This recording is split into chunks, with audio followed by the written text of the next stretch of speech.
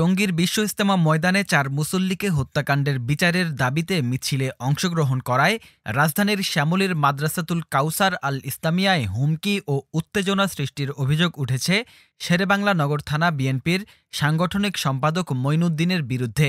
শনিবার শ্যামলীর মাদ্রাসাতুল কাউসার আল ইসলামিয়ায় এই ঘটনা ঘটে। প্রত্যক্ষদর্শীদের বরাতে জানা যায়, এশার নামাজের পর মঈনুদ্দিন তার সহযোগীদের নিয়ে মাদ্রাসায় প্রবেশ করেন এবং কর্তৃপক্ষের উপর চড়াও হয়ে নানাভাবে হুমকি প্রদান করেন। এ সময় মাদ্রাসার ছাত্র শিক্ষকদের প্রতি তিনি মারমুখী আচরণ করে বলেন, আমি চাইলে মাদ্রাসা বন্ধ করে দিতে পারি।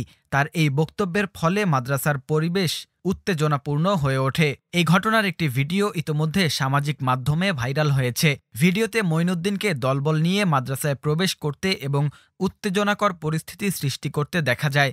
শুক্রবার টঙ্গীর ইজতেমা ময়দানে সংঘটিত ৪ জন হত্যাকাণ্ডের বিচার দাবিতে মাদ্রাসার ছাত্ররা এক প্রতিবাদ মিছিলে অংশ নেন। মিছিলে সাতপন্থীদের সমস্ত কার্যক্রম বন্ধসহ অভিযুক্তদের সর্বোচ্চ শাস্তির দাবি জানানো হয়।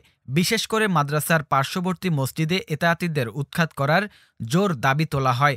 মাদ্রাসা কর্তৃপক্ষ অভিযোগ করেছেন, অভিযুক্তদের বিচার চেয়ে মিছিলের কারণে বিএনপি নেতা মঈনুদ্দিন মাদ্রাসায় এসে হুমকি দেন।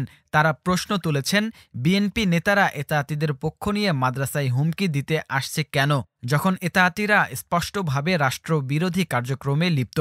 মাদ্রাসার এক প্রবীণ আলেম বলেন, আওয়ামী লীগের জুলুমের শিকার হয়েছি এতদিন, এখন দেখছি বিএনপি ক্ষমতায় যাওয়ার আগেই জালিমের ভূমিকায় অবতীর্ণ হচ্ছে। এই ঘটনায় ক্ষোভ প্রকাশ করে মাদ্রাসা কর্তৃপক্ষ দ্রুত ব্যবস্থা নেওয়ার জন্য বিএনপির কেন্দ্রীয় নেতৃবৃন্দের দৃষ্টি আকর্ষণ করেছেন এবং প্রশাসনের কাছে ঘটনার বিচার দাবি করেছেন। এদিকে সামাজিক যোগাযোগ মাধ্যমে ছড়িয়ে পড়া ভিডিও এবং তার বিরুদ্ধে অভিযোগের ব্যাপারে ফেস দ্য পিপল মঈনুদ্দিনের সঙ্গে যোগাযোগ করলে তিনি কোনো উত্তর দেননি।